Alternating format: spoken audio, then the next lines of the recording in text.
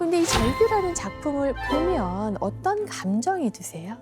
그냥 깜짝 놀란 것 같은데.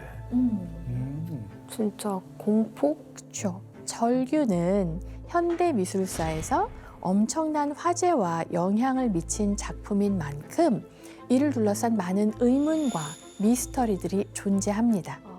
그럼 지금부터 절규를 둘러싼 미스터리들을 하나씩 풀어가 보겠습니다. 미스테리. 미스터리가 있어요?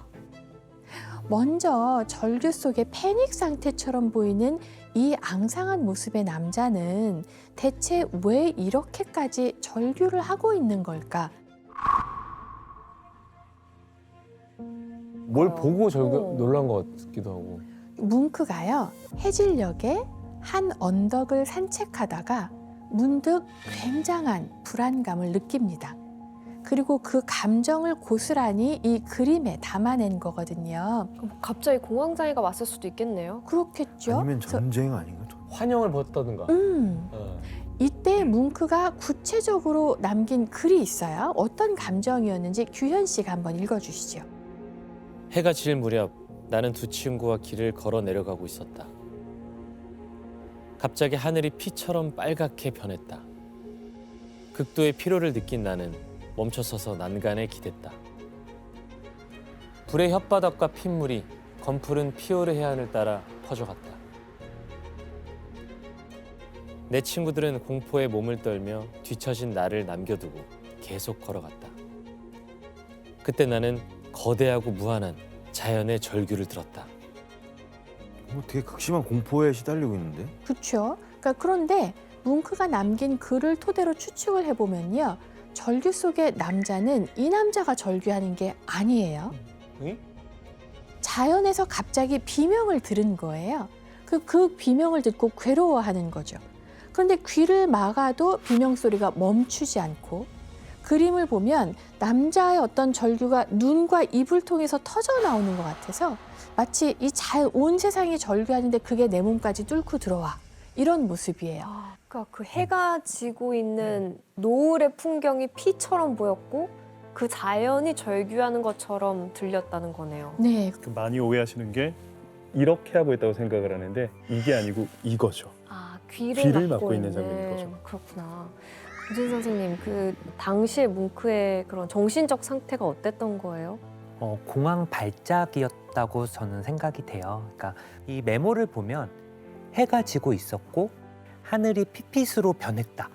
이 평범한 상황을 공포스럽게 핏빛으로 이렇게 느끼는 부분도 공황 발작의 증상 중에 하나고, 공황 발작이 있을 때 환자분들이 굉장히 어지럽고 좀 쓰러질 것 같은 느낌을 받으시는데, 그래서 멈춰서서 난간에 몸을 기댔다도 아마 공황 발작의 그런 증상과 관계가 있지 않을까 생각이 들고, 이 메모뿐만 아니라 뭉크가 살아생전에도 계속 두통이나 어지러움, 현기증을 평상시에도 많이 느꼈다고 하거든요. 그래서 뭉크는 불안장애의 일종인 공황장애를 앓고 있지 않았을까 생각이 돼요.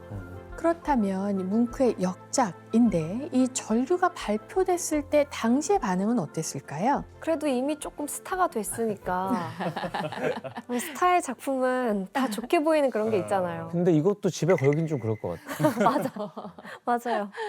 이번에도 뭉크에게 비난이 쏟아졌습니다. 그런데 특징적인 것은요, 단순히 혹평이 아니라 정말 작가가 미친 게 아닌가 이런 의혹이 심각하게 제기되기 시작한 거죠. 정신 상태가 이상하다. 네. 한 번은 절규에 대한 공개 토론회가 일어났을 때, 그러니까 한 의대생은 뭉크가 미쳤다 뿐만 아니라 타락한 인물이다. 이런 화가는 그렇게까지? 정신병원에 입원을 시켜서 더는 그림을 못 그리게 만들어야 된다라고 외치기까지 했다고 합니다. 그런데 이런 논란거리를 만든 작품 절규에는 더욱 충격적인 비밀이 하나 감춰져 있습니다. 그 뭐죠? 비밀은 절규의 배경이 된 노르웨이의 실제 장소와 연관이 있거든요. 실제 장소가 있는 곳이에요, 이게?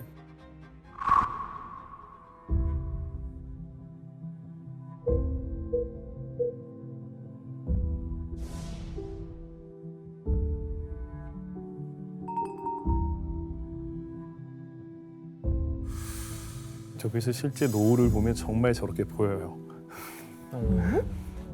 네, 이 에케베르크 언덕이라는 곳입니다. 그런데 이 에케베르크 언덕을 뭉크가 절규에서만 그린 게 아닙니다. 저기 자주 갔나 보다. 오. 절망, 절규, 같은 정도구나. 불안입니다. 비슷해. 네. 이렇게 절망, 절규, 불안이라는 작품 배경이 모두 에케베르크 언덕이거든요. 그럼 여기서 문제를 내겠습니다. 무슨 문제지?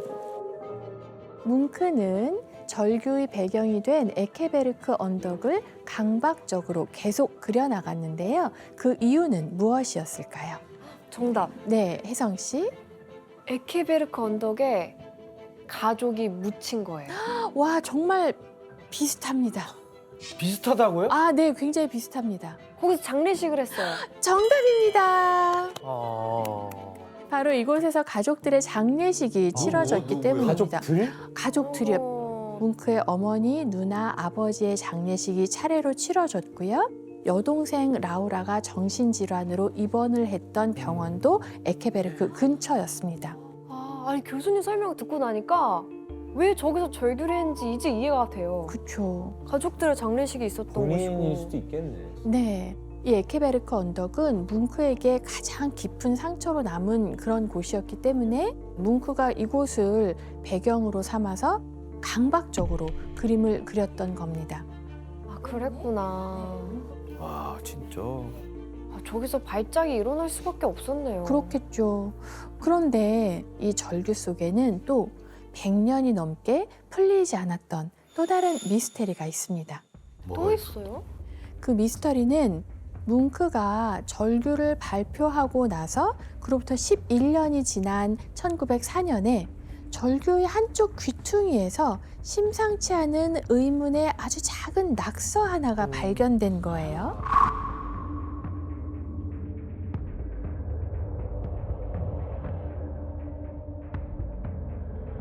아. 낙서? 그 뭐야? 미친 사람만이 그릴 수 있다. 와.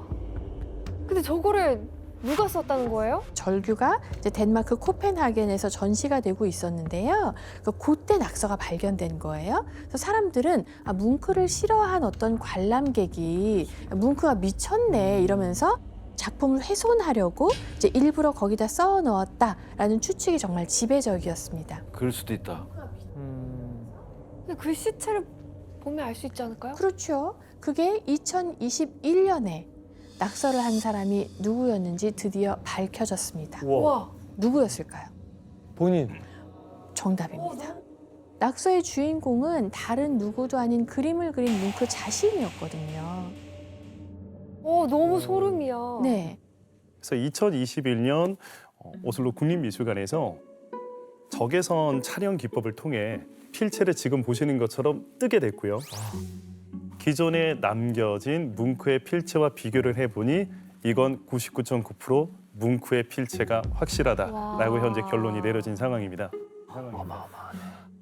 교수님 그러면 뭉크가 자기 자신을 미친 사람이라고 표현한 이유가 있어요? 정확한 이유를 우리가 알 수는 없겠지요. 그런데 절규를 그리고 나서 뭉크가 그때 느꼈던 심경을 또 고백한 내용이 있습니다.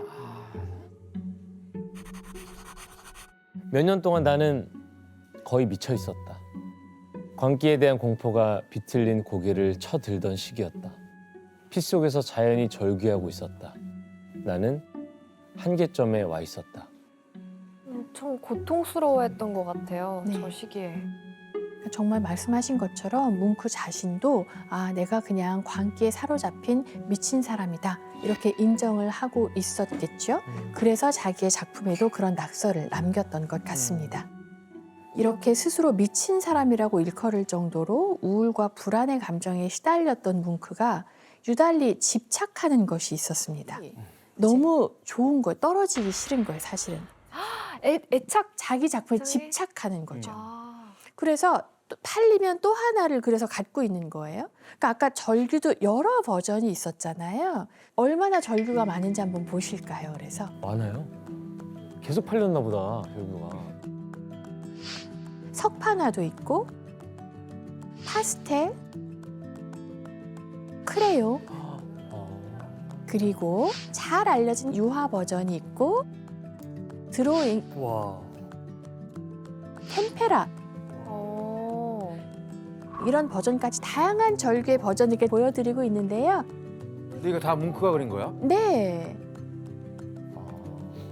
저는 뭉크가 이런 작품을 그린 이유가 어떻게 보면 자신의 어떤 불안이나 공포를 달래기 위한 수단으로 그림을 그린 것 같아요. 안정감을 위해서. 그렇죠. 그러니까 저희는 이거를 승화라는 방어 기제라고 설명하는데 예를 들어 이제 나의 힘든 어떤 갈등이나 어떤 슬픔을 예술 활동을 통해서 달래기 위한 거를 승화라고 하는데 뭉크는 내가 이런 불안이나 공포를 해소하기 위한 수단이 그림이었던 것 같아요. 그래서 특히 절규 같은 그림은 반복적으로 그린 게 아닐까 생각이 좀 들어요. 뭔가 아픈 기억만 많이 그린 것 같은데. 그렇죠. 그러니까 그 기억밖에 안 남은 것 같아요. 그리고 그거를 해소를 해야 되니까. 게다가 뭉크는 자기의 작품이 팔리는 걸 병적으로 싫어했다고 합니다. 그래서 이미 팔려나간 자기 작품을 막 그리워해서 이미 그림을 구입해간 사람에게 가서 그림을 다시 빌려오기까지 했다고 하죠. 와. 자기 작품과 분리불안증이 있는 거예요. 약간 그런 느낌. 일단 제목부터 흡혈귀, 마라의 죽음 뭐 이렇게 심상치가 않습니다. 그림 보니까 어떤 느낌이세요? 뭔가 빨간색 피가 많이 나와요. 네, 진짜 악마에 씌였다고 할 법하네. 그렇죠. 사실 이 작품들에는 광기와 불안으로 점점 미쳐가는 뭉크의 정신 상태가 반영이 되어 있어요. 그런데다가 작품의 주인공으로 등장하는 여성들이 모두 뭉크가 사랑했던 3명의 여인이었습니다. 왜 이 3명의 여성들이 이런 모습으로 나타났고 또 그를 더 미치게 만들었던 것일까요? 먼저 뭉크의 첫사랑은 밀리 타울로브라는 여성이에요. 1885년에 뭉크가 가족들과 여름 휴가차 한 휴양지에 갔다가 운명처럼 한 여성을 만나게 되는데 그가 바로 밀리 타울로브였습니다. 당시에 밀리는 사교계를 주름잡는 요즘 말로 셀럽이었고요. 신여성이었습니다. 스타일이 되게 모던해 보여요. 그렇죠. 샤넬 스타일이네요. 네. 그럼 당시에 밀리를 만났을 때 21살 청년이었던 뭉크는 어떤 모습이었을까요? 실제 뭉크예요? 네, 이게 20대 초반의 청년 뭉크의 모습입니다. 이렇게 풋풋한 모습으로 어린 청년이 시작한 첫사랑은 사실 처음부터 굉장히 위태로웠습니다. 심지어 밀리는 20대 청년 뭉크를 여성 혐오주의자로 만들었습니다. 어떡해. 그 이유는 뭐였을까요?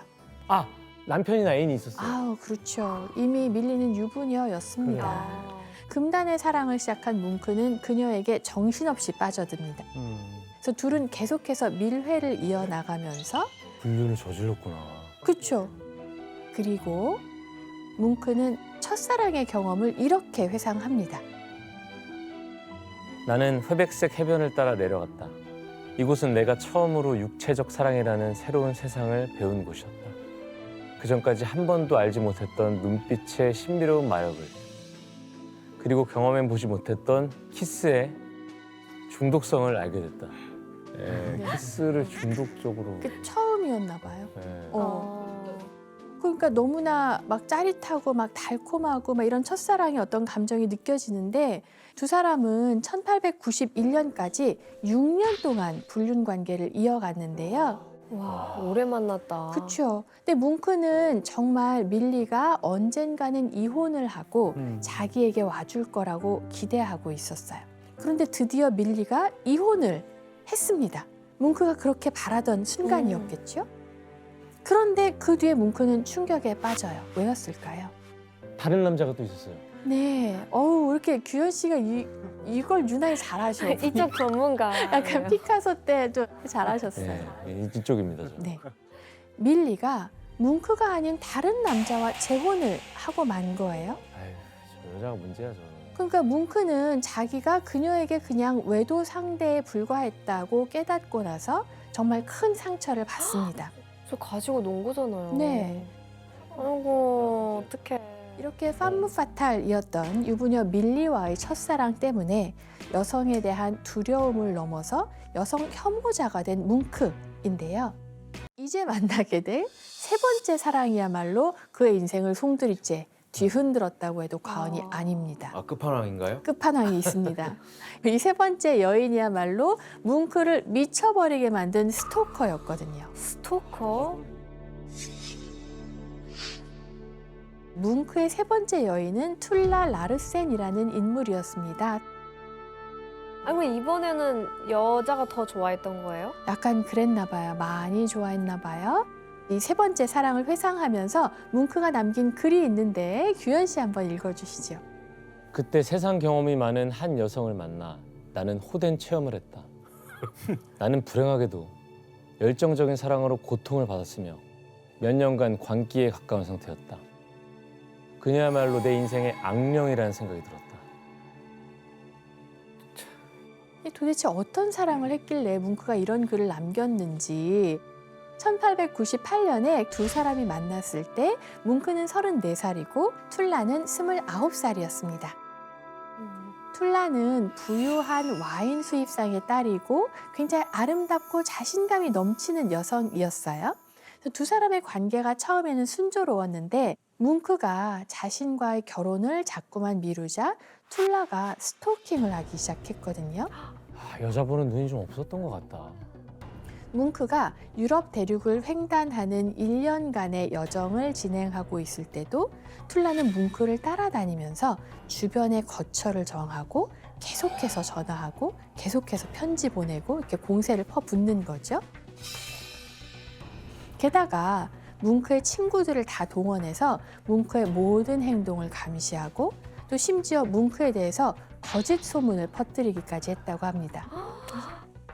뭉크가 부유한 자신한테 빌부터 살면서 돈을 다 빌려다 쓰더니 이제는 나를 헌신짝처럼 버렸다 이런 소문을 내기 시작해요. 아니, 음해까지 했던 거예요? 이러면 질려.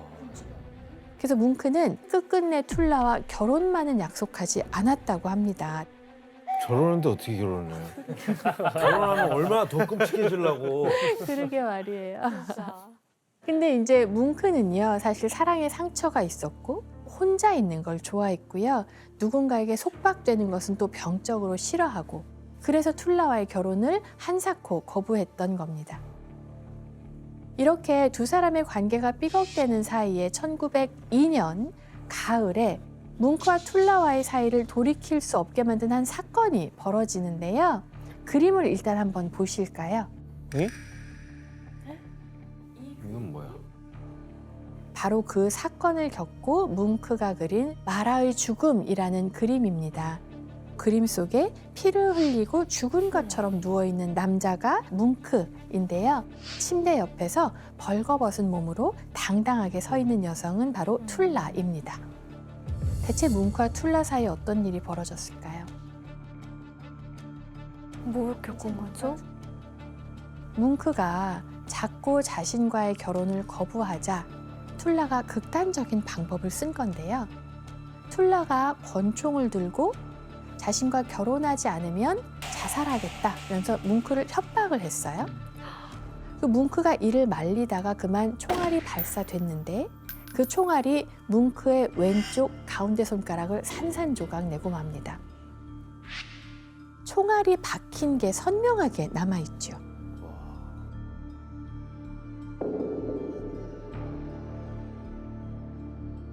근데 사실 이 사건의 결말이 더 충격적인 데는 또 다른 이유가 있습니다.